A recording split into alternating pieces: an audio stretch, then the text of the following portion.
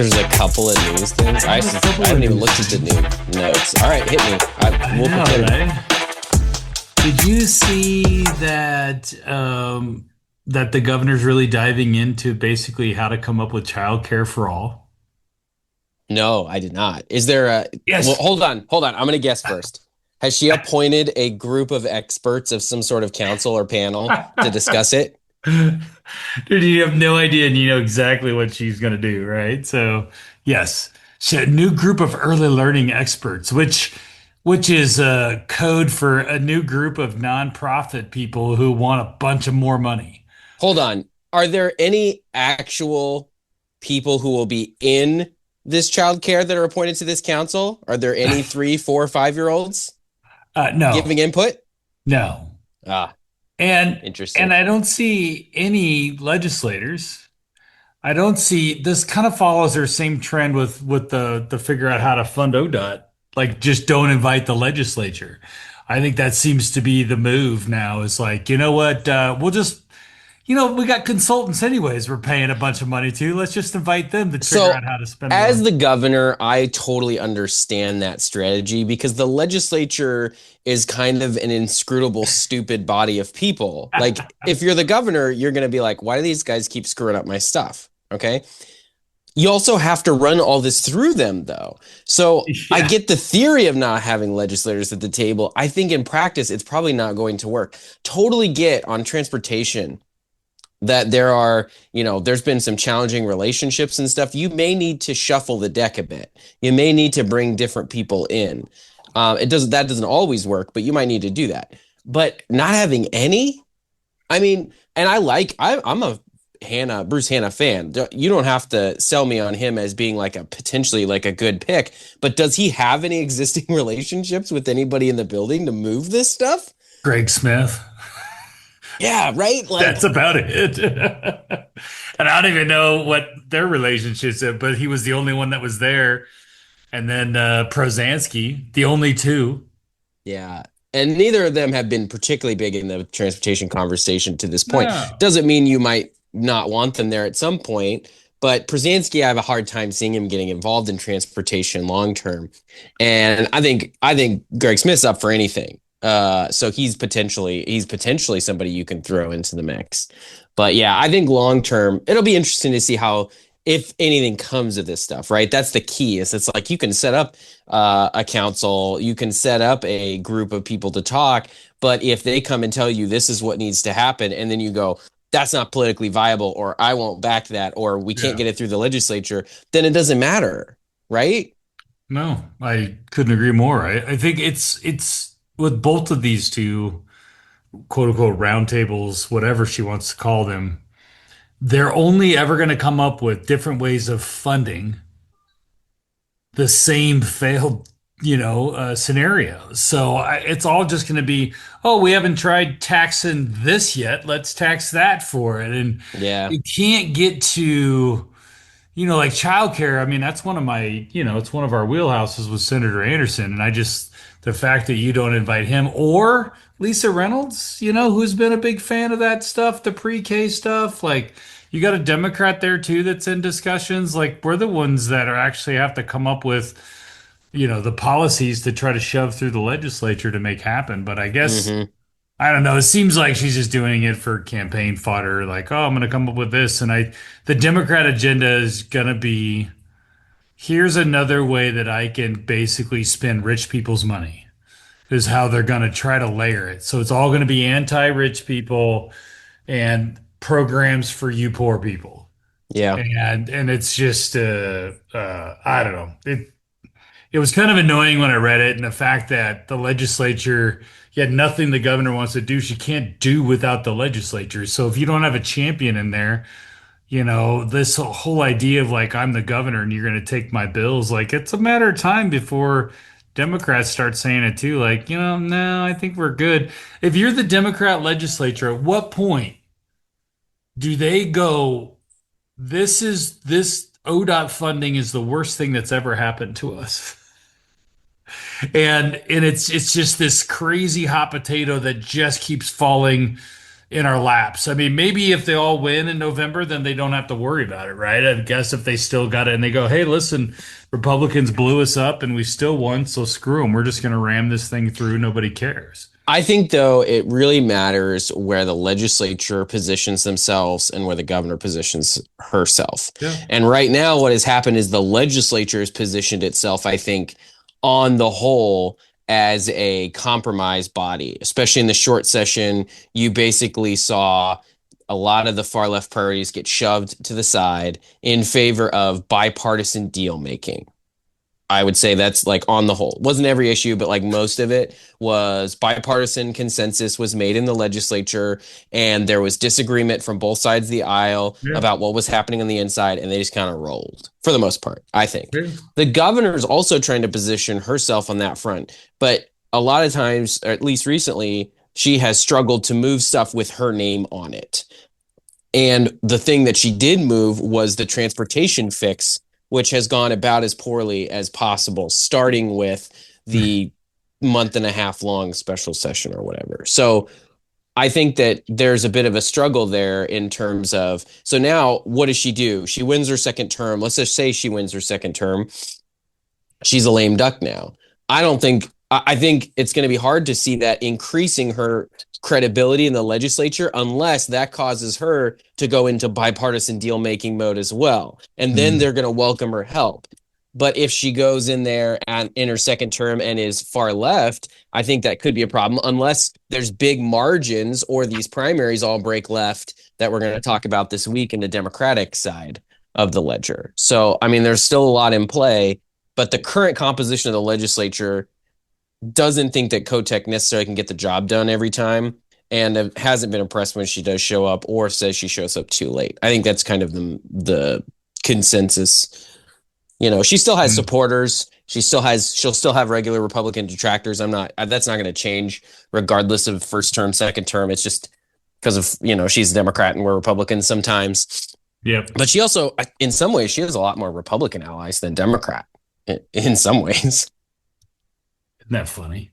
It is funny. Yeah. Well, we'll see what happens with it. I wanted to wedge that in before we got into our big Republican primary show. But that was just kind of, it was just kind of bugging me. And so I stuck it in our notes, just say, you know what, I kind of want to bitch about it. Because I feel like if you don't have a plan to pass, then why even create a plan? I don't know. That's kind of where I've always been like, what's, I, I because if you're not sitting there talking to people, like, if you're having a discussion, like, what's the pathway? All these task forces and things that we get involved with, that happen in the interim, you got to have, like, part of the discussion is what's the plan to pass it, through the legislature. And maybe the governor just doesn't, she still rules. I've actually had Deal had a decent little post where he said, she was out there in the No Kings protest, but man, our governor sure acts like a king. That was pretty good. It was a good comment. I'll give him some credit on that one. But she does. I think she still rules like she's the Speaker of the House.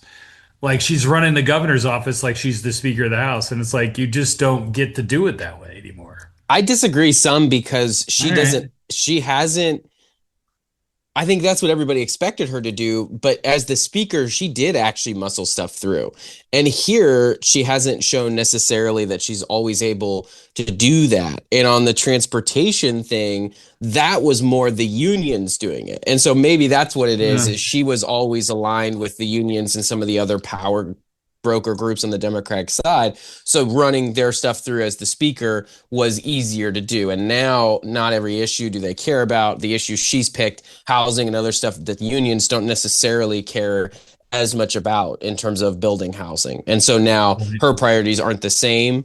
So, I mean, I can kind of see both sides of it. I think I disagree a little bit, but I think I don't know what she's going to be. She can kind of be anything in her second term if she doesn't have a political future planned out. If she True. does, that political future is going to dictate what her second term looks like. Yeah, that's a good point. All right, well, let's move on to Republican primaries. We're gonna split this into two. We actually have a Democrat consultant joining us for the Democrat primaries. Hmm. So we'll Never met save one that. before. I'm pretty excited. That's a joke a little bit. Yeah. That's going to be So interesting it'll be there. Of great. course, we should have invited him on to talk about our Republican primaries to get his take as a Democrat, but we'll have to do that. We'll have to do that maybe later. We'll see how it goes with him first, but We can ask him. We can ask about one yeah, or two. Well, I think that'd be okay. awesome. So important here. Okay, come on, bud. It's important here that we're gonna do. I think we got to do our predictions. So, Brian, are you in a spot Yep. where you can write down our Yeah, predictions? I got it. You All got your right. kid. Yep. And then I've got the spreadsheet up. So I went through last night, looked at the spreadsheet, pulled out the races I think that matter. So we got to start at the top of the ballot with US Senate. Okay. And you've got seven candidates, but I think there's really only two candidates that matter here.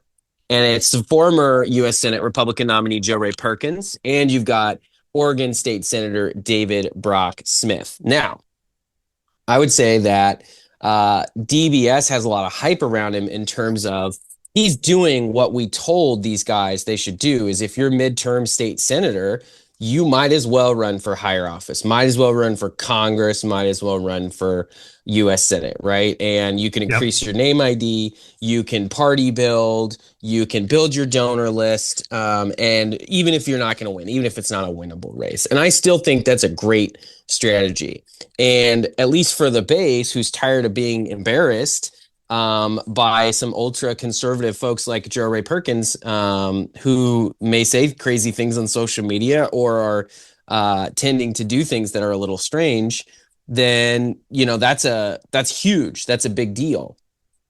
Flip side is, as we've talked about before, Joe Ray Perkins didn't do that much different than Drazen did statewide. So maybe it doesn't even matter. I Reagan, that is the question that haunts us all.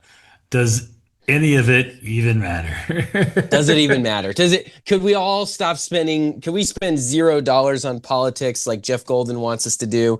And is Yeah. it all the same? Yeah, right. It could be.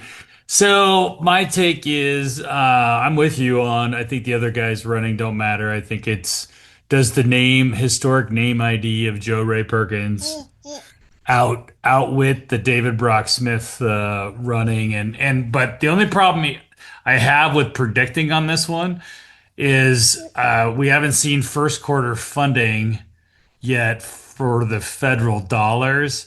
So I don't know how much David Brock Smith has raised. If David Brock Smith thinks he can win on his inherent name ID versus Joe Ray Perkins' inherent name ID, I'll take Joe Ray Perkins.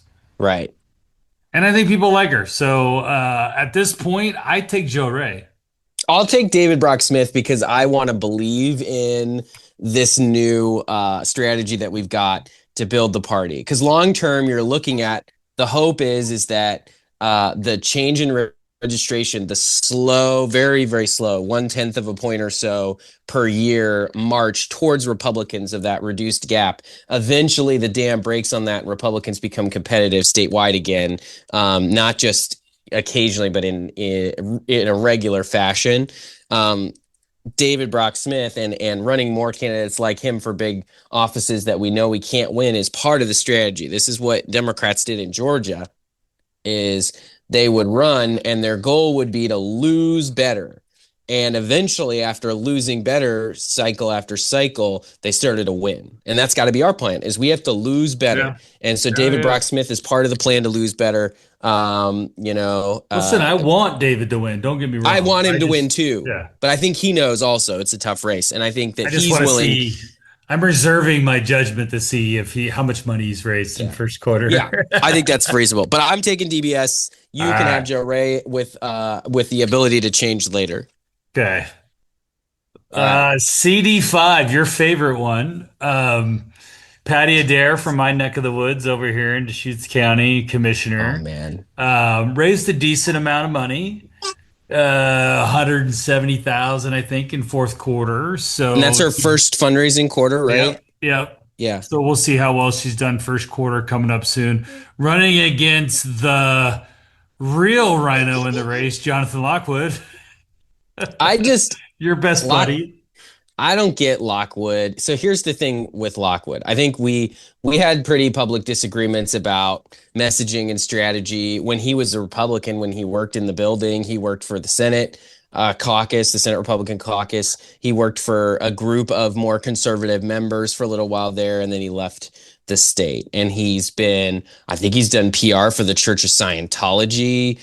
He's done some interesting stuff. So he's coming into this race and he's basically saying Patty Adair is the same thing as Janelle Bynum because they both supported this one vaccine bill back and this is way deep. Sherry Helt, a Bend Republican, she got elected on kind of that fluke election where Democrats shot themselves in the foot. And then the first thing she did was run a vaccine bill. It was super unpopular, super, super unpopular, really, really bad. I don't even remember if the bill passed or died. I wasn't working in the building there.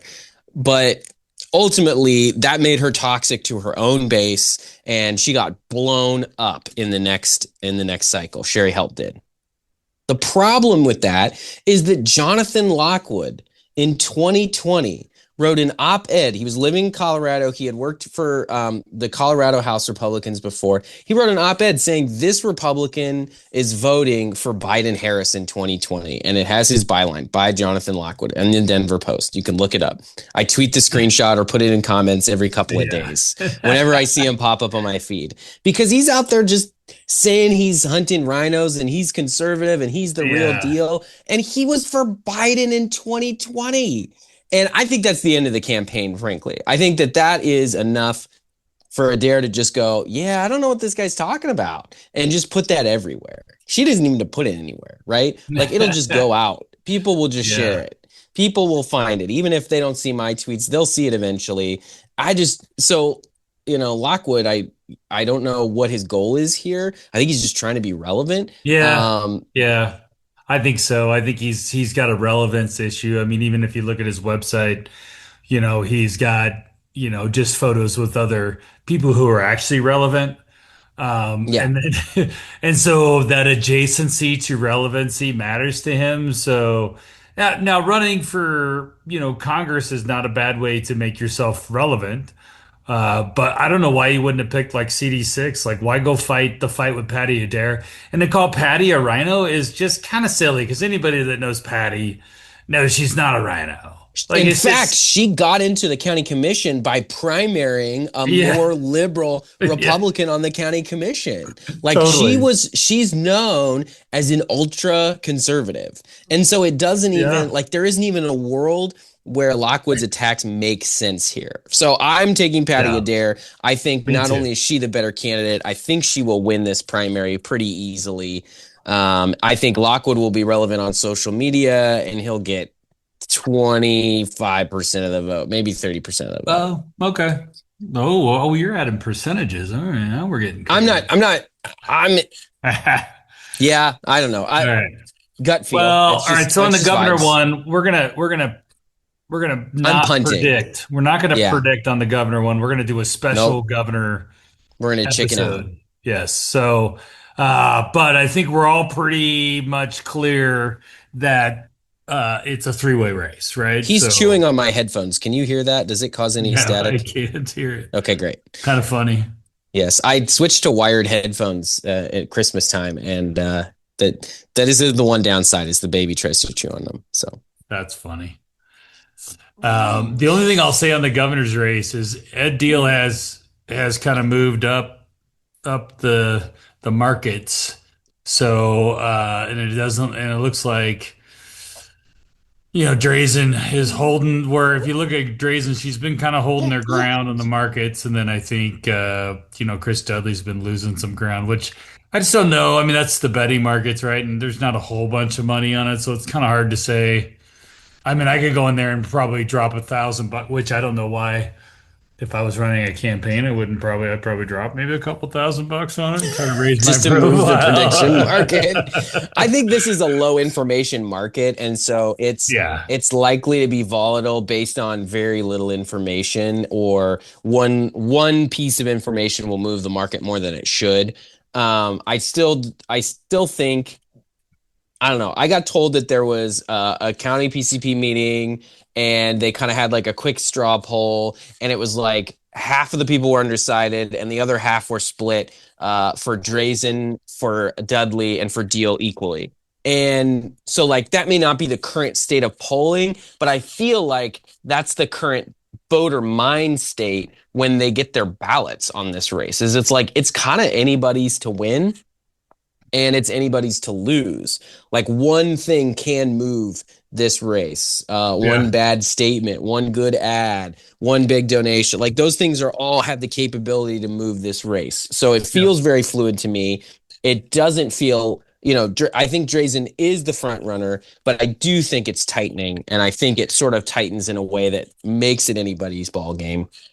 Could be totally wrong about that, willing to be totally wrong about that, but it No, feels like people are willing to change their minds right now. Nobody's super locked.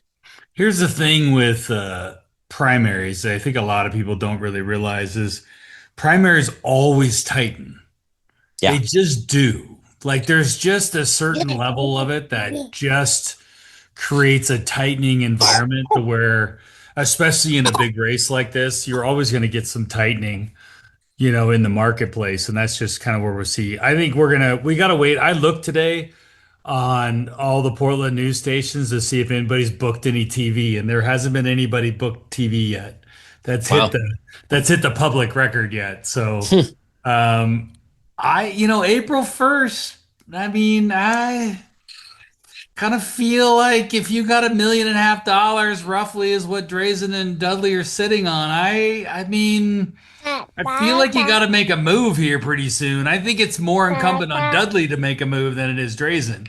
Agreed. But I think he's got to make a move here, and Ed Deal's going to keep going with the crisscross the state strategy and the social keyboard warriors. So we'll see what happens there. It is Which going to be fascinating on that end of it. Which in the comments, typically, I do see a lot of Ed Deal. I just can't tell if that's organic people getting excited about him or if it's a core team that's well organized that is being effective on social media, but may not actually translate into votes. That's what Sure, I don't know for sure. sure. So I still think there's the opportunity, but you're right. The window's closing fast. I think we'll start seeing stuff pop up anytime soon. I think we're going to start seeing TV ads that are hit ads. We're going to start seeing the negative websites. We're going to start seeing that stuff any minute now. Yes. However, I will. Well, we might have to bet to see who finishes like in the middle. It might be more fun to see where it comes out 4, 5, 6. Yeah. Yeah. So anyways, let's move on. Okay. Senate District 6. So we have this one. We've talked about this race before, Brian. You could just give us an update, I think. I haven't tracked it really closely except for last night. I was going through everybody's websites on the list, and I noticed that Jack Tibbetts has some, I'd say, predominantly Lane County level endorsements from elected officials. Uh, And then I saw that he got endorsed by Bridget Barton, who is, of course, famously a Republican candidate for governor who ran Republicans for Betsy Johnson in the last election, yeah. which sort of put her on the outside of the rank and file Republican establishment, even. And she endorsed Tibbetts. So I don't know why that is, but I just thought that was interesting. You, of course, have Jamie Kate, and then a kind of previous local school board member down there, Nicole DeGraff, Who's also in Lane County. also Lane Uh, County. yeah, so I think you have what's makes sense that Jack would get an endorsement from a basically quasi-Democrat because he's a Democrat. So I just don't see how. I mean, Representative Kate, she's doing her meet and greet schedule now. She's heading down to Junction City, I think, this weekend, and got some other things. She's got, I don't know, 94 endorsements from like different elected officials, like in all three counties. So it's just, she's raising the money. She's doing what she needs to do. With two people running against basically an incumbent. And Lynn County, like her rep district is 50, what, 5% of the Republicans, Yeah. 56% of the Republicans. If there's an anti-Jamie Kate movement out there, it, Jack or Nicole isn't going to be able to, come up with enough pull to get there. I don't see it. I don't see any way. Tibbetts has raised a decent amount of money from California. So he's done a good job of robbing money from mom and dad and aunt and uncle or whatever, whoever they are. Because if you look on Orstar, it shows them in red, right? So you know they're out of Yep. state. So any dollars he's gotten has come from out of state. He got, he's only got one key endorsement from the area, which is Darren Harvick, which, Darren didn't want to run against Jamie, so he's supporting Jack. So that's kind of why I think that's what we got there. I'm sure that they were trying to get Nicole not to run, So but that's what I'm surprised about is because if you're Tibbetts, you want this to be a one-on-one race. yeah, You're trying you to take out an would. incumbent. You can't have multiple people. And so even if she pulls 5%, that's the race ending in a lot of ways. Yeah, but head to When you're head, I trying still to think Jamie still take it wipes the out. floor Yeah, with no, him. I just think that weakens his case to try to close the Yes, gap that he needs to close. I agree with So I you. think that is a challenge for him. And then the better Nicole does, the worse it is for him. That's true.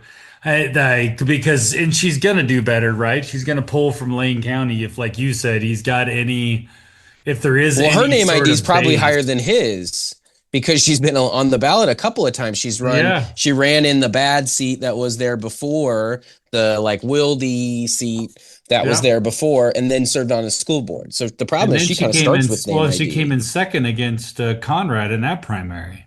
That's right. So she's been on the ballot. I mean, she's kind of the Joe Ray Perkins of that area. So I think she's she's been. better than Joe Ray. Well, I just Joe Ray's not bad either. I just saying she's been on the ballot a lot. To your point. Yeah, I think if here, what would be really embarrassing is if she does better than Jack Tibbetts. That'd be kind of funny. that would be I a just didn't huge know. surprise. I guess maybe if you're Jack, I'm trying to think. Maybe he's trying to raise the profile to run for commissioner or something. I mean, there could be a move there if you're him to run, but to jump to a Senate seat, and I'll reserve this one for the same one because I'll say the same thing about my candidate in the next Senate seat. But to jump right to the Senate seat and leapfrog the House seat is a very difficult thing to do. It doesn't happen very often. It's very rare to you'd be in rarefied air if you were able to go from nobody, let alone a Democrat and a Californian, to winning a strong Republican Senate seat without going through any local political window as you move up the ladder, right? Like it's Yeah, just so like I think I looked this up a without while bagging on ago. Jack too much. I don't know the guy at all, Reagan. I probably shouldn't. I have no idea who he is. I think he's getting bad advice, but Yeah, be nice to your opponent, Brian. I mean, come on. You're expected to. No, I think so. About half the Senate is from the House, and the other half hasn't served in the legislature before. But the half that hasn't served didn't beat sitting legislators to get there. It was just yeah, quirk situations where the folks in the House didn't want to move up, or those House yep, seats were open at the same time as the Senate seat was. yep, So typically, when you have a legislator that's running, those guys win. yep, And I think that you're always going to have an element of people who are opposed to a legislator because once you win elected office, it's not hard to gain haters, kind of regardless of what you do. Just being yeah, elected, people are suspicious of you. And based on our style of country and government, I don't necessarily fault them for that because there's plenty of political corruption and there's plenty of self-dealers and self-interested people in this business. So I don't necessarily blame them for doing that either. But you no, can't, somebody has to hold the seat. So you can't just, and not everyone's going to agree who that is, right? That's why we have this elections and yeah. democracy situation. So, Didn't they say the eh, best way to become a rhino is to get elected as a Republican? and the best form of government the worst form of government is democracy, except for all the others. So That is true. that's All right, who are Churchill, you I think. taking? Jamie Kate, I'm taking Nicole, Jamie Kate. Yeah, I'll uh, take Jamie Kate. Yeah, is that an endorsement? Can we put you on the website? Because you are a voter, Reagan. sure. You are a voter in this district. I am a voter. Yes, I would support Jamie Kate. Do support Jamie Kate. Am voting for Jamie Kate. Hey, since we're in this district, then can we jump down to the House seat? Because I think that since we're talking about this area, we should jump down. Yes. So, because now Makes Jamie obviously sense. leaving the House District 11 now opens up to our whole point. Yep.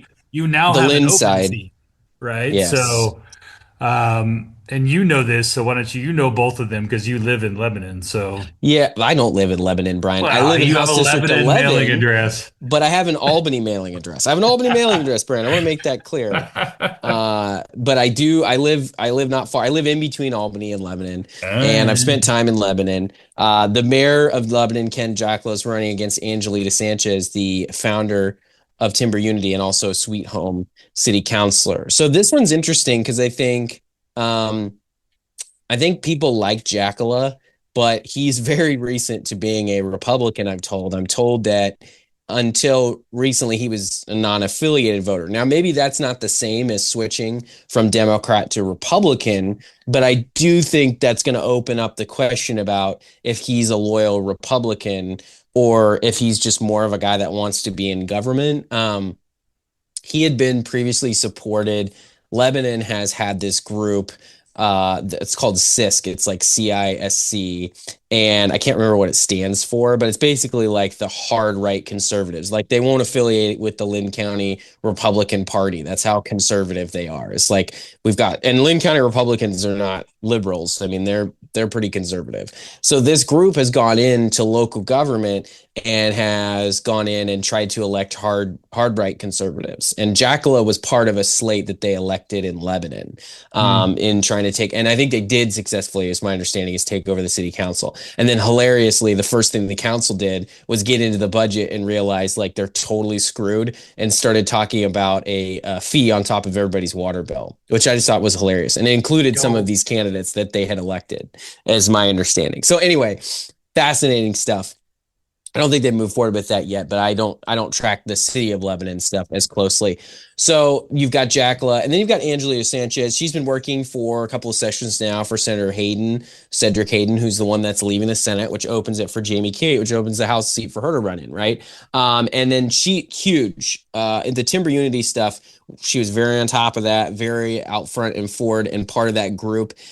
Timber Unity splintered though early on after that first victory with all the trucks driving around the Capitol and defeating the cap and trade bill.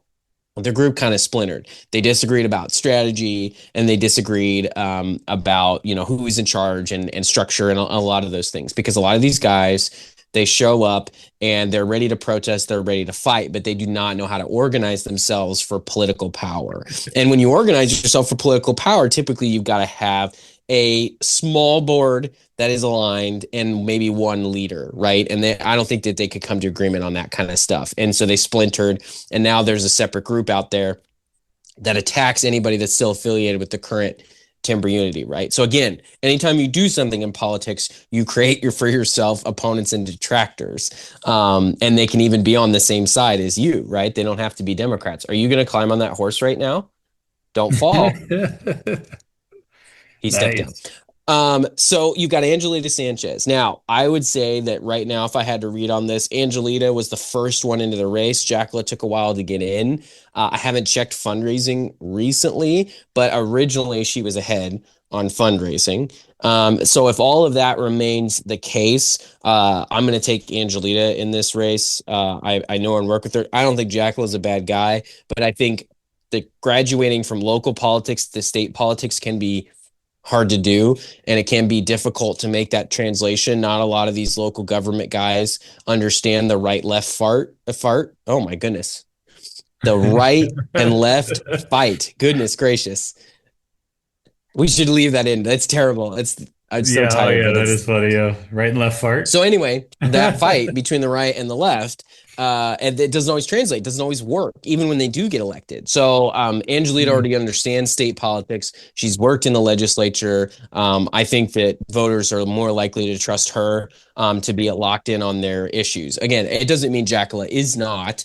In fact, I have no reason to think he isn't. I just think that the proof on that hasn't been there for people. And the fact that he's been affiliated with city government, which is, I don't blame anybody before, but it is also the worst form of government, is city government. So, we've talked about that before. Yeah, Eliminate well all the said. cities.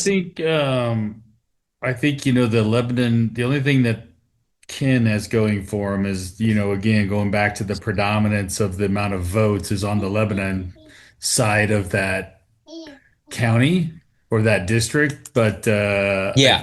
I think Angelita's pretty well known out, and I don't think Jackla is. So we'll see how much money they raise and stuff. They both raised a decent amount of cash, I think, right now, probably like 30, 40 grand. So I don't think they're, Jackla got most of his money from his employer and stuff. Yeah. And I think Angelita's got a lot of grassroots stuff. I did drive through there. It was funny. I was taking some signs to Jamie, so I had to drive through there and drop them off at her farm. And, because Thanks she's for not actually, making me do that. no, because Jamie's actually a farmer, which is, compared to some other people in that area. I have never claimed Um, to be a farmer, Brian. I've never claimed to be a farmer. I don't know. You kind of claim it a little bit. I think you're a little bit. I You do claim, make sure to mention that I have horses and I've owned cows and I've had chickens, and then people might infer I'm a farmer, but that's different than claiming it.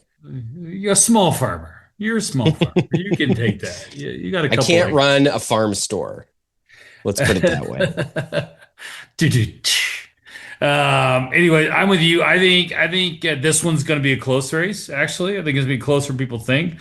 But I call it somewhere 55-45 Angelita. Yeah, I think that's reasonable. I think that makes sense.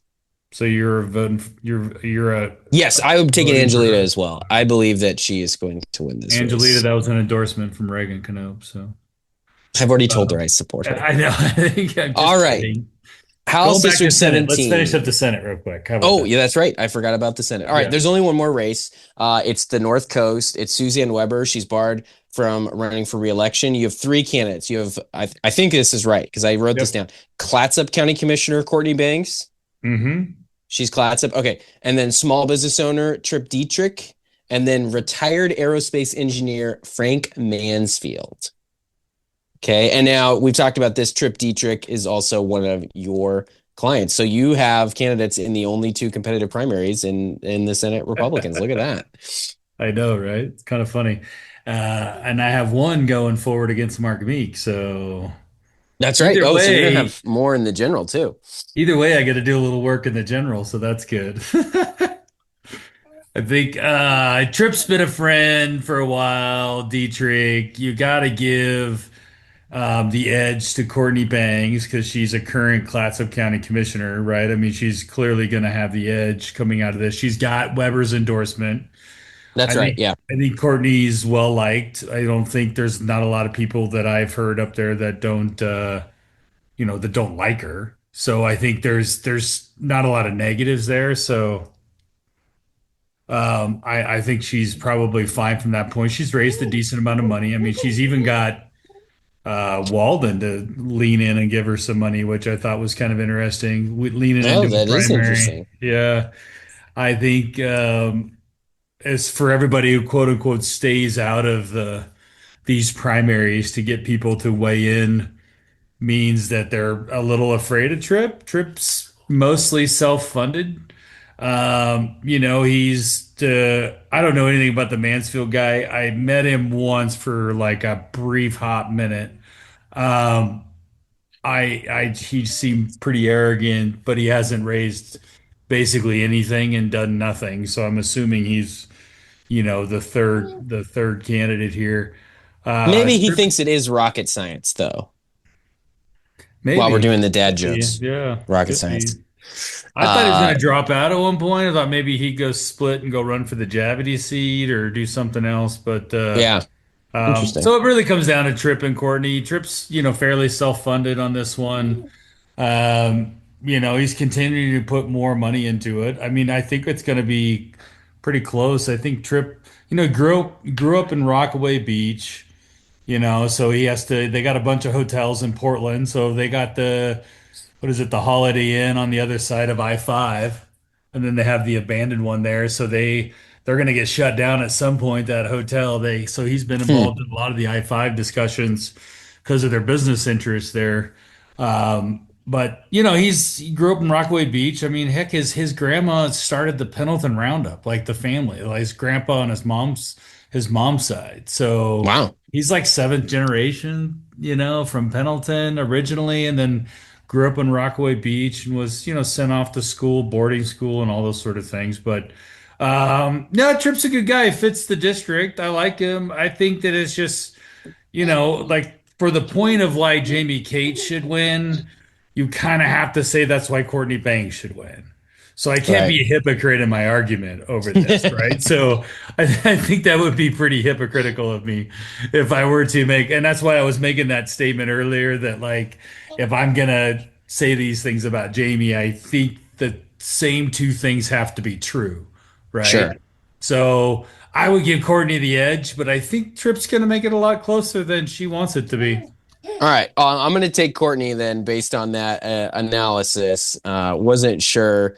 And I'm not going to ask for any insider information after the call, Brian. And I didn't ask for any inside too. I haven't asked to see any in the mail or how much more money he's going to put in. So I Yeah, just want to make that clear. I do not have insider information. Brian might. I do But have so some inside information, you but I think that you I do have still, some. even knowing that, you still have to give the edge to, Yeah. the local elected official that's, The experienced person. Yeah. yeah, you Yeah. just have to, yeah. Yep. I All think right. there's potential in the future for Tripp if he's interested too, if he doesn't end up winning that one. Yeah, I hope so. We'll see what happens. He's working hard though, man. I sent him his list. He's gonna go door to door and he's out there doing stuff and so we'll see. We'll see what I happens. always encourage candidates to go door to door. Can't speak today. Can't speak. All right. Got to go door to door to win, I think, All right, especially if sorry. you're the insurgent. Okay. Speaking Well, of insurgents, House yeah. District 3, you've got state representative and I will say prolific AI user Oh yeah, yeah. on his graphics, Dwayne Yunker, state And he representative also from. doesn't want the Gun Rights Association endorsement either, which is weird. Yes. Yes, which we need to I need to work on that at some point. But yes, very interesting. So Aren't he's we been voting on strongly those right now? I mean, we should along. make our endorsements. We'll submit our endorsements. The thing is, and the funny thing about it is I've spent some time thinking about it. It's like there's so few Republicans that are actually going to go out of their way to sell out the Second Amendment. Like it's so well known and so important of an issue to Mm, Republicans these days. And there just isn't a lot of space no, in that issue anymore or disagreement. There's not a lot of Republicans that support restrictions, and there aren't a lot of Democrats that support freedom anymore. So it's kind of a locked in thing. So but I agree. with the disappearance of the Oregon Firearms Federation I mean, they basically fled the entire endorsement process because you sent them a mean email, which is interesting because I know that their group and their leader, whose name I'm struggling to remember, that's a bit more. They always portrayed themselves as very, very strong, but that's big snowflake behavior, if you ask me. So anyway, Nothing but a snowflake. we're off track a little bit here. House District 3, you've got Dwayne Yunker, former Grants Pass City Councilor and now state representative, and Seth Benham, who is the Grants Pass City Councilor who replaced Yunker that is running against him. Now, I Yeah. think how would you frame this race, Brian? Because it's weird because the incumbent is usually the more like obviously liberal establishment guy. Like maybe they went there as a conservative and then they sold out, right? Is the Yeah. accusation usually. I don't think you can necessarily say that about Yunker, although he is carrying around a couple very large checks to various events of being very proud of the government money he did get his district. So maybe he has sold out. I don't know. He's got Seth Benham, who is also a conservative. I mean, nobody runs as a liberal in these races anymore, but No.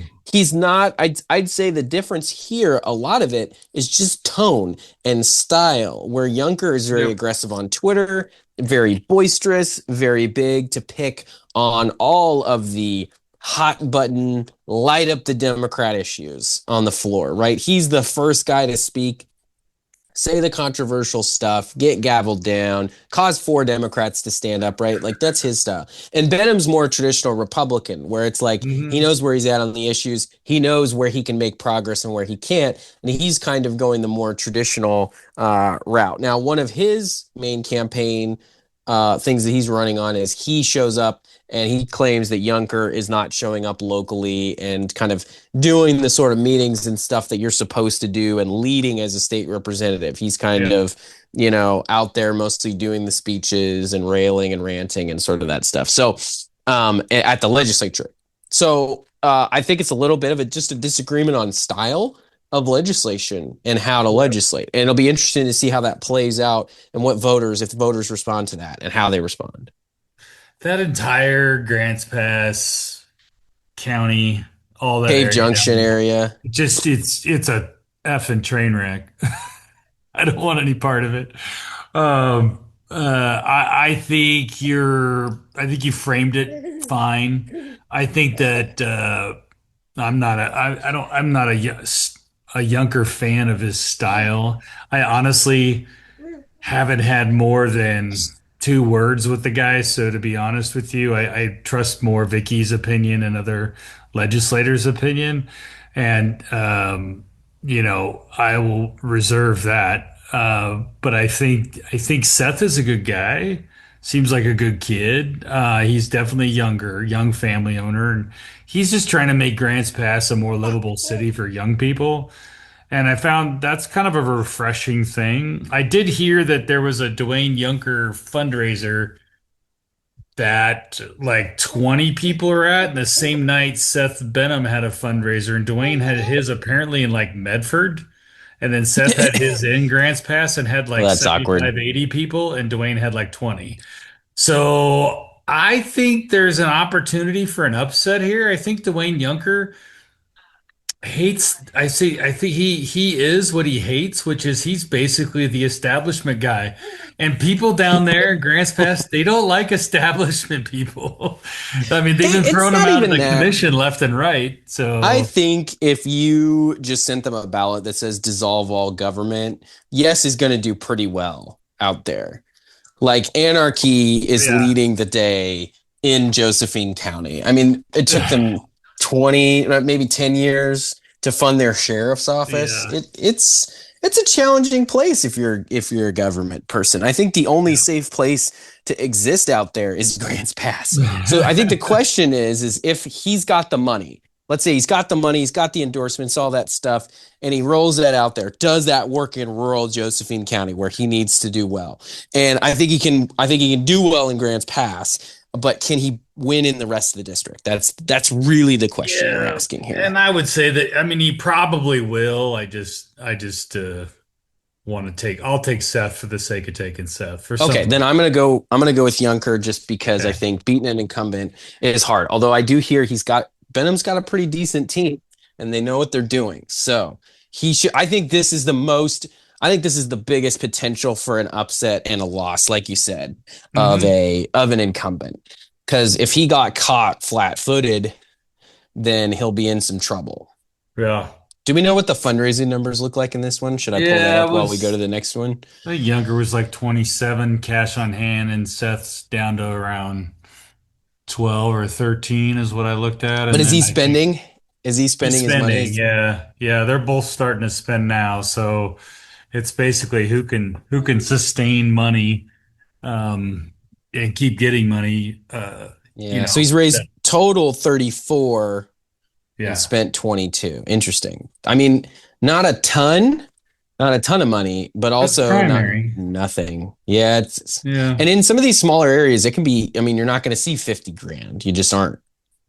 So, yeah. Huh. All right. Moving on to our next race here. Every time I open numbers, it has to reload the spreadsheet. It's kind of annoying. All right, House Yeah. District 9. Look at that. Brian, are you doing okay? Because we found another one of your clients here. Do you sleep? Not much. Yeah. No. I get start working around 5 a.m. and I go to bed about 8:30. Okay. It drives Well, Vicky crazy. So she was all right. driving. I mean, today she had to drive all the way to Burns and back. So she was out there Yeah, doing some RFPA stuff. So that's why we're able to podcast, right, Reagan? Because that's right. We you're just not getting hammered. we So always Troy flag a hole. Crivens, who is running. So this is Boomer right seat. So Boomer Coos Bay to Florence, basically, right, and kind of some inland territories. Boomer's been there a couple cycles and 3 cycles total, and just kind of, had enough as retiring. So he has endorsed Claire Lynn, who we both know. She's worked in the legislature, she's worked for Walden, and she worked for Farm Yep. Bureau. And she Um, has the endorsement also from Walden, from Drazen, from Deal. So she's picked up a few endorsements here. I don't know why poor Virgil Osborne and Darren Harbick here are at the bottom of the list. yeah, State representative. I guess I don't know. I guess maybe they don't fully overlap with the district or whatever, but they're below Republican nominee for Attorney General Will Lathrop. So ouch. Ouch, ouch is right, right. So, yeah, near the bottom. And then Yes. I And then think, she's got some different group endorsements, right? She's got I didn't see that she had OBI, Farm Bureau Organ Right to Life. hmm, And then what is so tell me about Troy's race. well, he got Senator Anderson's endorsement, so that's Okay, well that's important. obviously why I'm working with him. So I think there's, which helps. I mean, it's, You as weren't far gonna as that. take him if he couldn't get Dick Anderson's endorsement, or if No, I really wouldn't have, Reagan. I probably would have good for said, what, I need you. to pass. So, Good for you. he's on the city council though in Coos Bay. He's been Yeah. on the hospital board. He's a small business owner. Been born and raised in that area, and just like Claire was born and raised up in the Florence area, Troy was kind of born and raised in the Coos Bay area. So Mm. kind of raised his family there and stuff. And his wife now works for the Port of Coos Bay. He's on the, I mean, they're pretty ingrained in the community. I the reason, and he's got like the Coos County Commissioner endorsement and the mayor and some other, I think one of the Florence City councilors. He's got a few of the local endorsements. He's gotten state representatives too. Vicky's endorsed him and a few other people as well. So he's got a decent amount of endorsements. I think the groups or whatever on the groups, he didn't even apply for the right to life because they just wouldn't endorse him over Claire because, it wouldn't have mattered anyways. So we just chose not to even put it in there. And then an OBI said that that was a very heated exchange amongst their board. Oh, interesting. But here's and this is how I'd handicap this race. This is going to be close. They both raised about the same amount of money, about $40,000 they both have in the bank already. So uh, Okay. this is going to be a close race. I think where this one's going to come out with is ultimately, can a 25-year-old Claire Lynn from the north, where only about a third of the Republicans are, beat a well-established, person from Coos Bay where, and Reedsport where 2/3 of the Republicans are. I don't know. I mean, that's going to be a battle of the wills there. I think Claire would clearly win the North, and Troy's clearly going to win the South. It's really just a matter of like how much, are they able to break into each other's area? Because I would imagine that Claire Lynn's family, pretty well known in the Florence area, but when you're that well known and the King family been around forever, you also have haters. So, but I don't know how big that is, and I would say that Troy Cribbins probably has the same thing that they have their own haters in Coos Bay too. You get that by being engaged in your community. So, and we talked about that. You kind of have both, right? So, it's really going to be which one's kind of bigger and who can exploit that. So, I do know that I wouldn't go in, getting endorsements from, Drazen didn't do very well in the primary back in the day in that HD9 one. So I don't know if that's really a win there. I just think this is really more about that. It's more about kind of like that which resume do you look at in the voters pamphlet statement and do you trust more? So that's all. I think a lot of this is going to come down to, and this is, I see Republican voter behavior is very different from Democrats in this way, where Democrats see the picture and they see a woman, they see a person of color, and they like gravitate and push towards that. And for Republicans, Republicans don't look at it that way. They look at it based on only, and a lot of times it's experience. And so I've run a young candidate before. It can be done, but a lot of times the break comes down to people go, they'll look at the young person and they go, "You're a great candidate." And then they say in 6 years and they vote for the other guy. And so the person who's older, who has more business experience, who has more elected experience, and so I'm going to take Troy Cribbins, not because I don't necessarily think that Claire's a good candidate. I just think voters will go, I think she's great, and she'll be back. And so they'll vote for the person with more experience. And that's kind of what I think will happen in this race. I could totally be wrong about that, but that's where I am at on this one. Is I think that Troy will. I think it could be close, definitely, but I do think his experience gives him the edge. And I speak with somebody who has run a race where a younger person's taken. I don't know that Jack Zika was old, but we thought he was old because we were 25. So Right. he was Yeah. probably 45. Yeah, it's all So relative until you get here, Reagan. Let me tell yeah, you. Yeah, it is. I'm kind sure. of Yeah. crazy. All right. So that's where I'm going. Cool. Me too. Okay. Obviously, I'm betting on myself on that one too, but I think Troy's doing the work. We got a good team. We got a good campaign manager on the ground. She worked for me with Anderson's race as well. Sam she's in Florence, so she's a go-getter. I even had my boys over there doing doors. So in Wow. Florence, so I've completely canvassed the entire Florence area.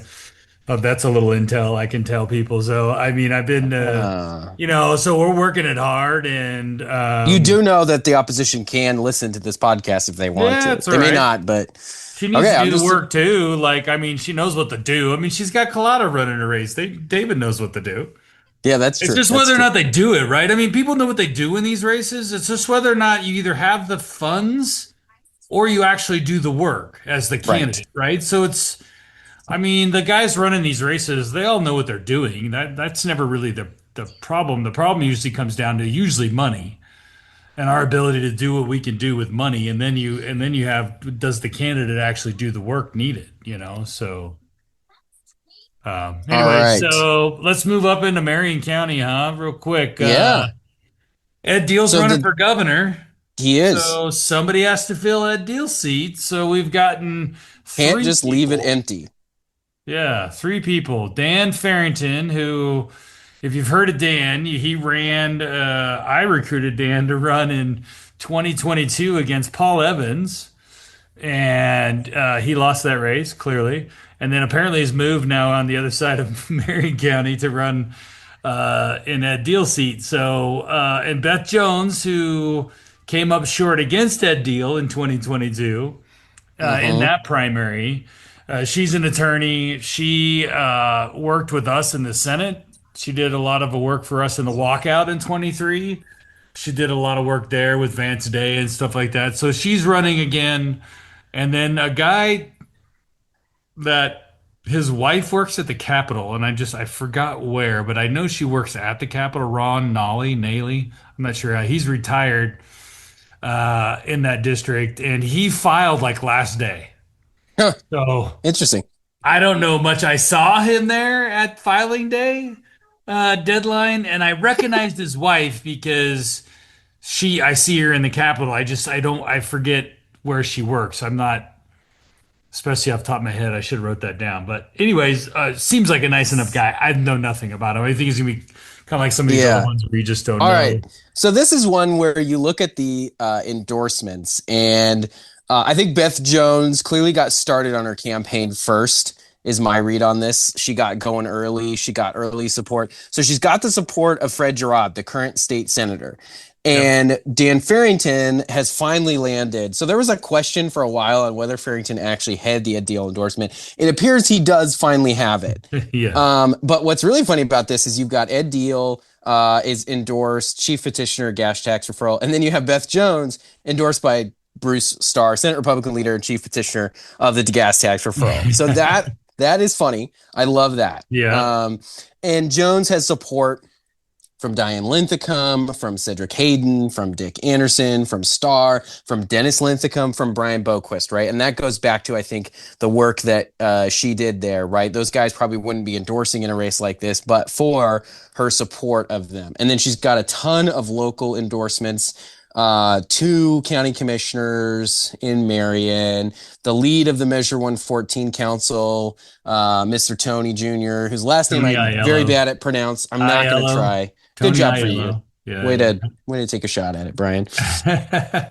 And Rob Freris there. That's very important. So I think that, and I would say Beth's got a pretty good jump on this one, and I would expect, like you said, these things will tighten, and it looks like Farrington, he's got now Virgil Osborne and Rick Lewis and Lynn County Commissioner Will Tucker. So, and then a Polk County Commissioner, which I'm not even sure Polk covers this area, but Yeah. both candidates can have endorsements from outside the area, of course. But I would say she's got a bigger lead. I don't have a read on the money. Has Farrington raised any money? Has Beth raised any money, Brian? So 16K to 25K is what they've reported. So Okay, Beth has a lead, or Dan does. Beth, yeah. Okay, okay. I So think I would. and Dan cash on hand, Beth is way far ahead of that. Farrington's almost out of money. Okay, so I would Um, say I would give Beth the. She's got the lead in endorsements. She's got the lead in money, and she was also most recently on the ballot in this area. So yep. I would give her the advantage here. Well, being that So I'm I'm working with taking her, Beth. if I'm since I'm working with her, I'll go with Beth too. Can we just, if we had an editor right now, I would be having DJ Khaled, the little another one just play after every time we find one of your clients here, Brian. Oh, I should great. never have retired from consulting. Maybe I should get back into it. No, I could have used you.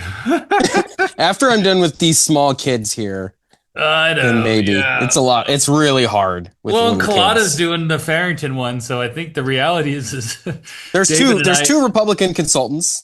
David There's and I Brian should just Iverson. pool our money. If you guys worked together and ran mega firm and then just did a firewall on opposite races, man, we've talked about that before.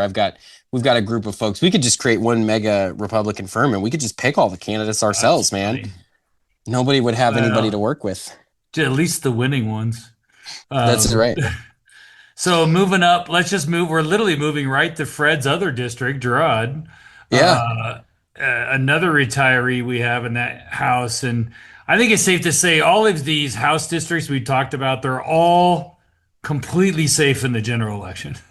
correct. There's zero opposition from the Democrats that they're gonna Yeah, have to which worry isn't true. We're about. going to come up to some close ones We here later will, on. yes. But But all House right, so District this 18. one, Yeah. uh, and I apologize for butchering this name. We've got Amanda Staheli, Staley. Staley, a farmer and business owner. Brian Starr, he may be related to Bruce.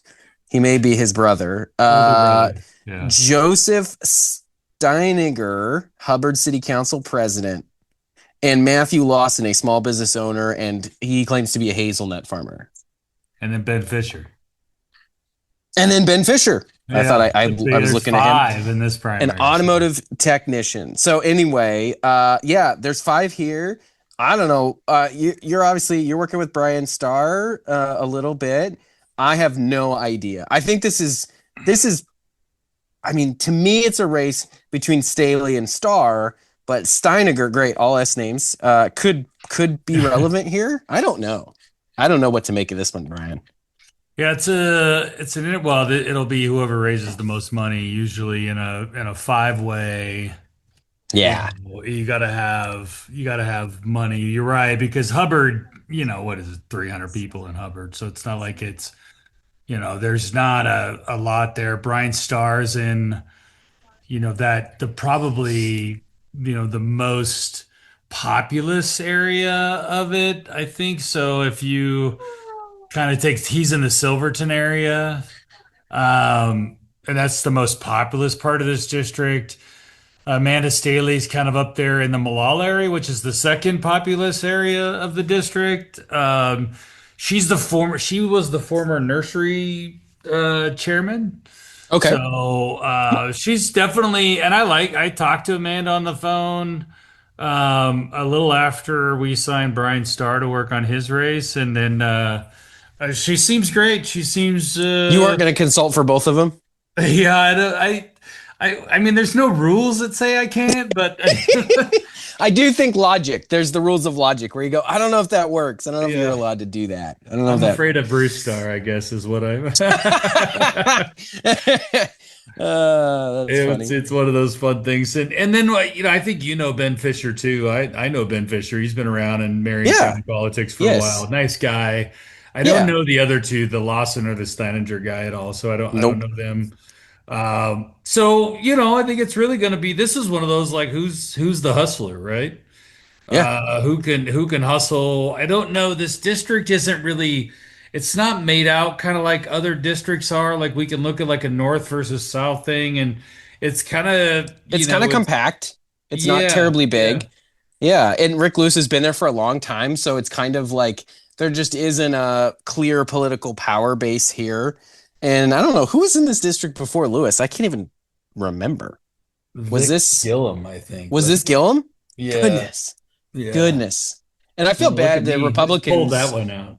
Good look at you. Look at you. And the Republicans here, we lose. I mean, everybody's sad that Rick Lewis is not running. Not that any of these guys aren't good, and won't be totally fine Republicans in the caucus, but Rick Lewis is a great guy. People love him. It was kind of a late decision from him. Happened during short session. So one day he leaves, and the next day we're all like, "Hey, why'd you pull your filing, man?" He's like, "I can't do it. Not running again." So anyway, tough to lose him. It looks like we've got some great options here.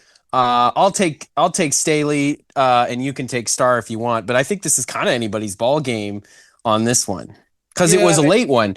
Like everybody was kind of. I mean, no, none of these guys had campaigns. no, no, none of them really kind of came in, and even well, and Rick announced pretty late. I mean, it was in session when he announced, so Yeah. it definitely was pretty late. So I think that's just kind of part of the deal. No, I mean Brian should do fine. I think he's got a lot of endorsements. Again, he got Rick Lewis's endorsement, and he has Fred Gerard's endorsement. So you have the two sitting, Yeah. the one outgoing and the current senator supporting you. And Amanda, I Yeah. think would do. This would be my take is she's going to be a great replacement for Brian Starr in a few cycles when he decides not to run again. Okay. And Yeah. I That could think she totally seems be. she seems pretty great, understands the process, and I haven't seen any money flow through her pack at all from the nursery people and stuff. I know that some of those guys are helping her out, but I haven't They would need seen. to turn on the spigots to make that a race then if Brian's got both of those endorsements and can Yeah. raise enough money to put that out there, I think that is going to make it a lot tougher. Yep. All right, let's jump real quick to two more safe Republican seats. So All right. Matt Bunch in 51. I think he's going to run away with this, isn't he? Dana Hindman Allen is his opponent. Yeah. He had another one that I guess dropped out. I heard Scott Cantwine or somebody had filed at one Ah. point and then dropped out, I guess. I think So, Matt's a likable guy. Did a pretty good job, filling in for Drazen. This is her seat, so it's kind of Canby, basically Canby-esque. Matt's done a fine job. He'll be fine. Dana's kind of run for basically everything in Clackamas County, so okay. I think she's the Joe Ray of Clackamas County. She never even changes her logo, and is so bad, Reagan. Like it's just the worst logo in the world. I can't wait. That's going to be coming up too. We're going to have to figure out how. We'll have to do a video one where I put all the logos We together should do and that. we go Yeah. through and rate all these. Of course, it's kind of not even fair. I've worked with you and your designers before. Kind of not even fair to judge other logos against yours. So we might have to do a separate category where we pick your best logo and then we look at all the rest Okay, ones. that's We'll see. probably good. Yeah. But yes, no, I hate bad logos. I wish that having a bad logo meant you lost your campaign, but that is apparently not the case. People will vote for people with bad logos, which always disappoints me. This is Um, true. Yeah. I know. but I always say yes. pink, and then you have people that win with pink logos or yellow. It's always the worst. The other one we're both obviously taking Matt Bunch. So I Yes, think, Matt Bunch, this is easy. and Good then guy. and then the last one that is a safe Republican seat is Jim Doherty challenging Greg Smith. House District 57. Doherty running as a cattle ranching, big business fighting. I saw one of his little videos. He said he got recalled because he fought big business polluting the water. So he's running on that water pollution issue locally. I don't understand that area in that district very well. I'm sure that Greg Smith does. So I don't know how that affects this race or if that's a prominent issue for voters beyond that area that he was in before. So this is I think that this is it's one of Greg Smith's harder races, but it's not going to be hard if that makes Mhm. sense.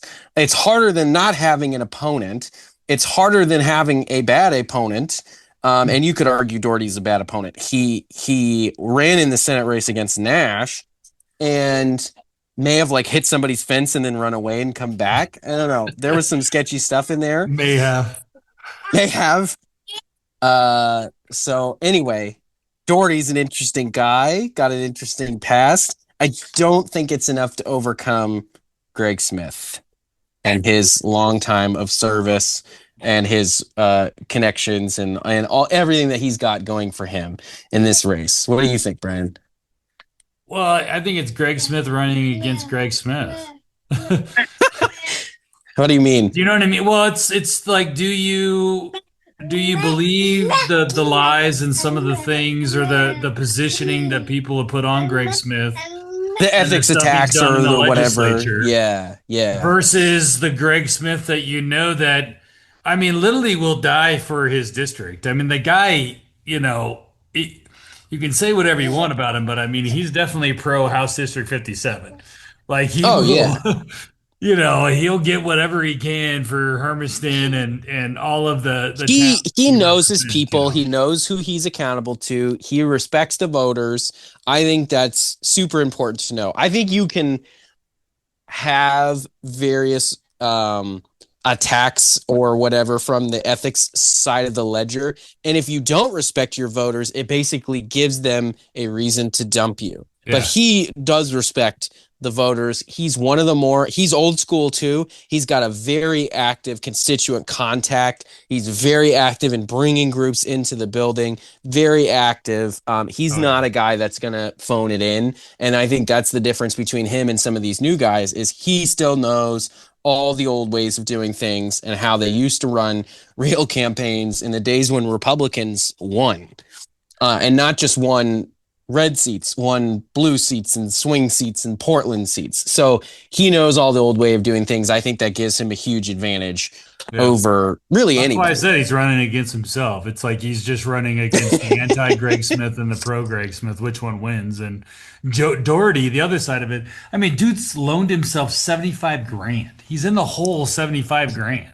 Which is So wild because he's a cattle rancher. And I mean, maybe it was a really good year for cattle ranching, but I don't know that those guys always have like all of the money. Maybe they do. I don't know. I don't know anything about cattle it ranching. was a good year for cattle ranchers if you sold your cows. The problem, Reagan, is we can only sell our cows once. Right. And then you're no longer a cattle rancher. Yeah, I mean it's a tough world. Unlike grass that grows every year and you can resell it. Once you sell your cows, you can't sell them again. Yeah, I'll go with Greg Smith. I'm I taking Greg Smith as well. Yeah, the things we never do in the legislature is, and one of those key things you never do is bet against Greg Smith. Never going to bet against Greg Smith. All Uh, right, two more races. Now, yep. these are the attempts by Republicans at pickups. Now, there are other seats where we want to pick up, but they don't have primaries. So we won't talk about those until the summer or the fall. But we do have two that have primaries. And so let's start with House District 40. I don't think that this is going to be close, quite frankly. I think people like Sue Leslie, but Adam Baker ran and almost won House District 40. This is a Chris Dudley situation, except he's saddled up again, the closest opportunity he had. And so Adam Baker came within what 140 votes of Anissa Hartman, something like that. Hartman is not running again. Yeah. And so the seat is open and he says, hey, I've got my opportunity. And he's got a cool 3D logo. Speaking of logos, I just saw it today. It's got kind of a three dimension is back. It's no longer everything is flat. Love to see it. Well, the bridge is the big thing in that one that we just thought, it's kind of the key to it. No, Adam's great. When Adam, I talked to Adam and back in the fall and when Representative Hartman decided not to run, that's what changed his mind was, he's become, fond of her over the years and stuff, and then they've been able to have, I think, a little decent of a relationship because, losing by 180 votes, sucks, and the person that wins by 180 also understands how much it would suck to be the guy that loses by 180 too. So there's a weird fondness that happens amongst competitors when it's that close. Uh, I mean, you know this, Reagan. I don't know if Jack and Ben were friends after that. Probably not. I Uh, think they did okay, did they actually. I do think okay? you're Okay. you're I kind of think they right. did No, I too, think if I remember I was right. starting to think about it, and I was like, I think you might be right. I think even I bet Dudley and Kitshopper are buddies now. Because you sort of develop, you get to know them. Yeah. Maybe not a ton one on one, but you do debates or you do forums together. You do so you get Yep. used to them, Yep. and we have this. We as humans tend to create an affinity for the people we're around, at least until they start poking at us, which is what happens in the legislature, This unfortunately. is But true. Yeah. yes, no, I think you're right. I think the hard part, Adam. The one thing I'll say, and this is going to play into House District 32 as well, is that cops, I believe, make really good candidates. They're horrible at fundraising. I mean, just in general. I mean, I'm just putting it out there. Like, generally speaking, police officers are not good fundraisers. You You just know? got to give him a quota. Just give him a Yeah. quota. Go tell him it's like writing up tickets. It's a quota. You got to Yeah. meet your quota, man. Yeah. So we'll do our best to drag him over the finish line, and then I think, and we'll definitely cover this one in the fall because it's going to be interesting how this one shakes out with it being an open seat, and you have two Yes. very far left men running in the Democrat primary, so it's going to Yeah. be that'll be an interesting Unless one. unless our Democratic guest has all of those people as his clients, and then Oh we will yeah, hear that they're very reasonable.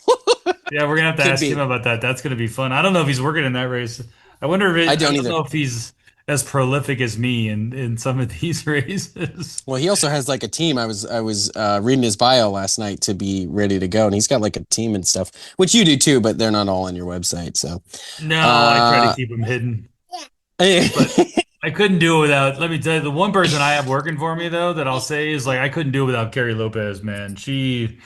She's a candidate turned incredible consultant, campaign manager yeah, slash campaign director for me. So she's really been stellar with my campaign managers and helping out on a lot of stuff. But yeah, you can't do this without a team, and she's a big part of that. no, And my designer and my web team are, Cam and them are they're just top they're notch. quite literally the best. Yeah, they're top Like notch.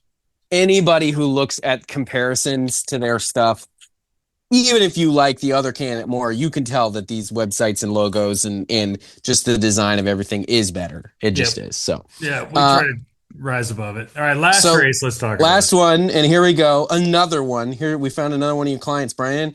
Darcy LaPierre, who is an entrepreneur. I love that. That's a great description.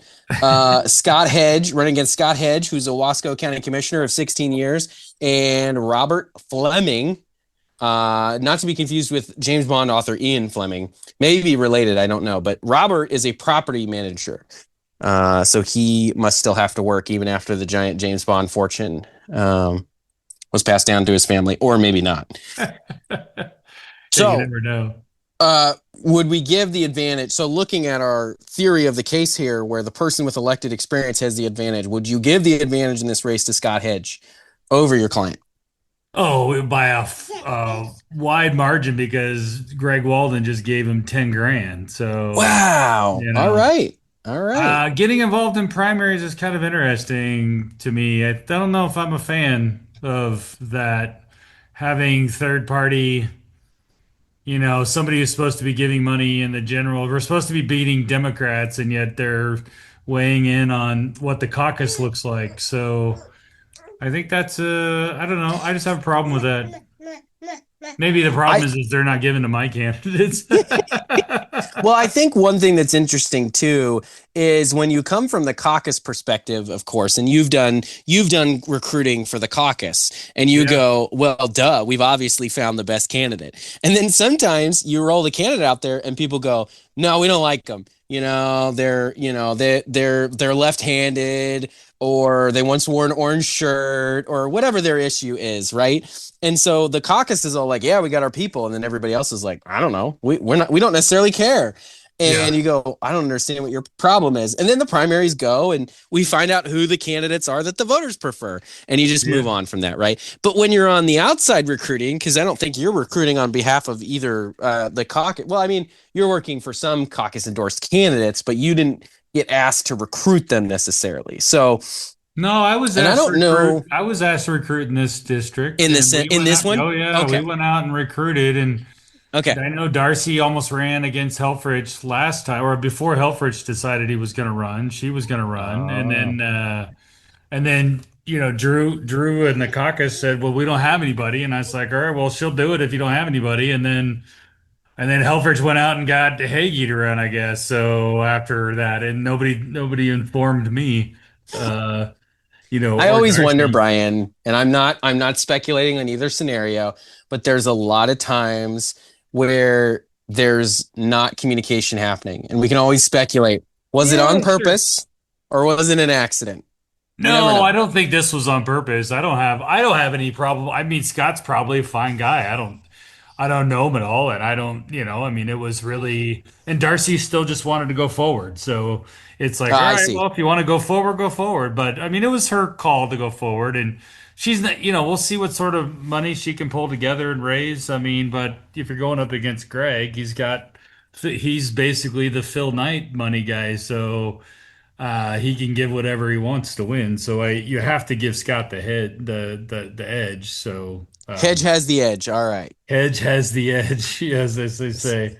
But you know what? What would be good? This will be one that's going to be very interesting to talk about come the general. So we'll again Yes, have because because there's a Democrat primary in there this one is. that's pretty There's interesting too. 40 and 52 are those two districts where we've got Yeah. dual openings there in competitive seats. So yeah, it does look like Hedge has a decent number of endorsements. Weirdly, this is, and I do find this funny, and nobody does this on purpose, of course. It's all men in the first two rows of his endorsements. It is all, well, I mean, Mark Johnson's usually got a pretty good tan, but it's all white guys basically, Yeah. which is funny. In fact, it doesn't appear he has a single female endorsement, which is funny.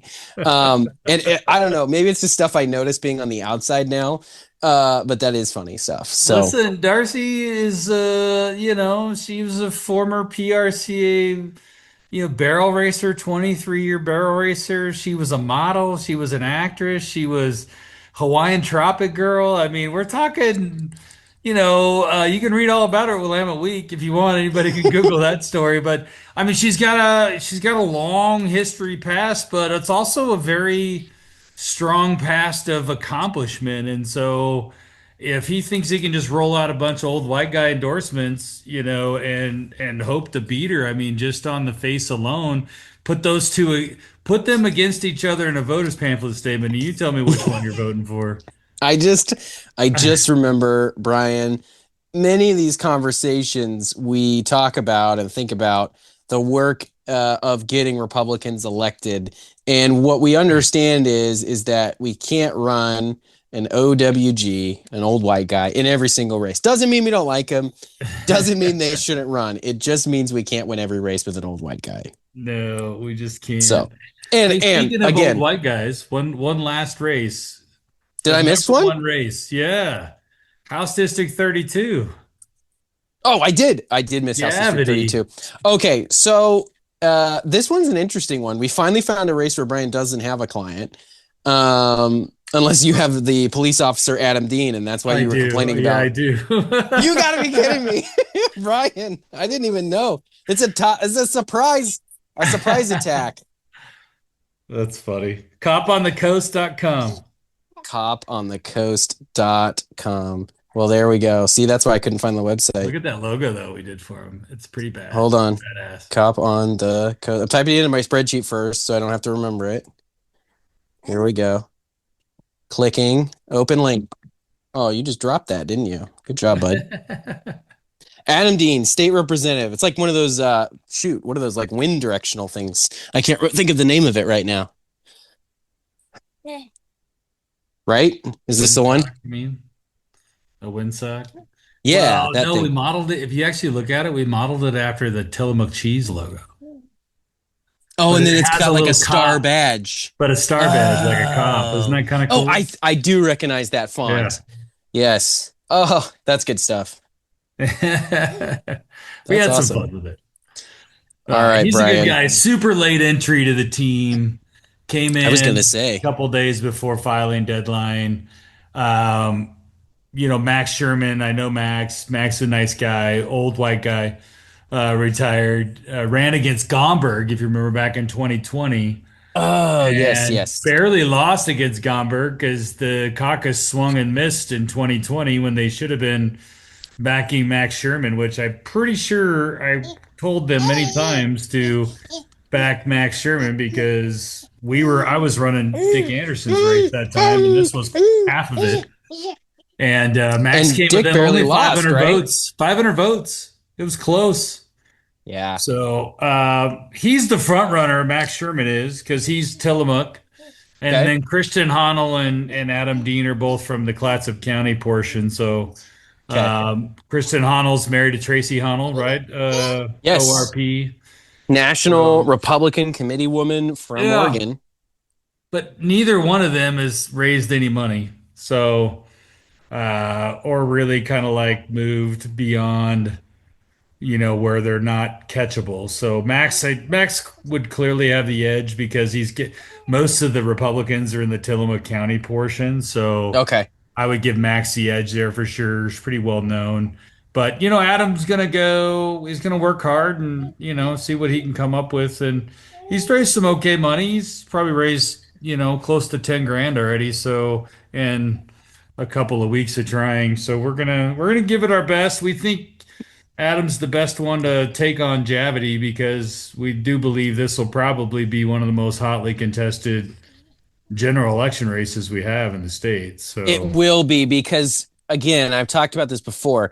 Javity could have gone mod and I think locked this up and made this thing unwinnable. But instead, he went hard left. And so he's yeah, leaving a lot of opportunity for somebody to challenge him. Now, maybe he gets saved by the blue wave if that does materialize. But the thing tends to be that the blue waves don't always hit Oregon because everybody thinks we're blue already. And so effort goes in a lot of places and then it doesn't manifest here. And that allows us to continue to be competitive, at least in the districts that Democrats haven't fully gerrymandered. And this would be one yeah, of those. So it'll be fascinating to see. Any yeah. final thoughts, Brian, before I put the Uh, kid down for his nap? no, I mean, we ran a lot through. We'll kind of watch these as we go through April here, but I mean, that was a pretty good rundown of the different races. Thanks for pointing out all the races that I'm working in. So thanks for You're everything. well, you're welcome. We just want to be 100% clear with people up Yeah, front. no, I don't mind being transparent. It's fine. I Yeah. think Yeah. the worst part about some of these is I know some of the other people I'm running against, and I like them too. Oh, yeah. Usually when I pick candidates, it's usually like one of the sitting senators or the sitting members or a group comes to me and says, "Hey, can I introduce you to so and so? They want to run, and Yes. you should run the race." So I don't usually run out there and try to find people to run in these primaries. We Will end up you with help more. us? And you're We a do it. sucker, Brian. You're willing to help. Well, yeah, well, the primary races don't pay very well, Reagan. Let me tell you, there's not a No, they lot of do money. not. There's not No. much money in primary races. I think a Because the couple of money them. is basic. Well, first of all, hard to raise money in a primary. It is. Second of all, the money's made on TV, and it's not very economical to do TV in a primary unless you're No. loaded. And then the rest of the money is made in mail, basically, right? So if you don't have a lot of Yep. money, you're doing some mail, and then that's it. And then you're not doing any TV, so it's hard to make money. So yes, I Yeah, don't. I It's don't pretty blame you. minimal. It's very minimal stuff. It's really, you tend to do it because you know somebody or you got a connection to somebody Well, through somebody, and that's and you have to make it easy. out of the primary to get to the general where you can buy the TV. Yeah. So Oh yeah. that's important. Well, in case So of these purple districts, that's for sure. Like, it's just yeah, getting out of the primary that matters. And we'll see. I think we got some of those other races. I'm happy with the recruiting the caucus did, to be honest. I mean, we didn't touch on any of that stuff yet, but some of those other people that didn't get primaries, I think there's some good candidates out there. I feel pretty good about, where the Republican caucus was able to fill holes. So I think yeah. I'd be curious to see, when we talk about Democrats, we'll have a different discussion. There won't be one person that I'm working for when we talk about Thank Democrat goodness too. candidates. Not All not right, because they shouldn't hire us, by the way, Brian. We've talked about this. We would be very good at coaching Democrats. It's just that they can't do it without imploding their careers or ours. Reagan, don't think I haven't been asked. I don't doubt it, Brian. I really don't. And I've politely said no every time. So I even have a hard time working in nonpartisan races where it's a Democrat running in a nonpartisan race. I just can't do that. I just don't see how I can message in a way that, I mean, I could, but I just don't, I feel like I'm compromising myself and I can't really do that. So good Fair times. enough. Yeah. All right. Well, that's been enough. I think even I'm about ready for a nap. So That's it. The good. 2026 Republican primaries that matter. We got her done. Yeah. Gubernatorial one, we will make our announcement after the actual debate if they all show up, the ORP debate. Then we'll do I that. It feels like After they're not going Dorchester. to. It feels like they're not all going to show up. I know that's my thinking too, but I think after Dorchester we'll make our predictions. Sounds good, Brian. All righty. See you. Bye.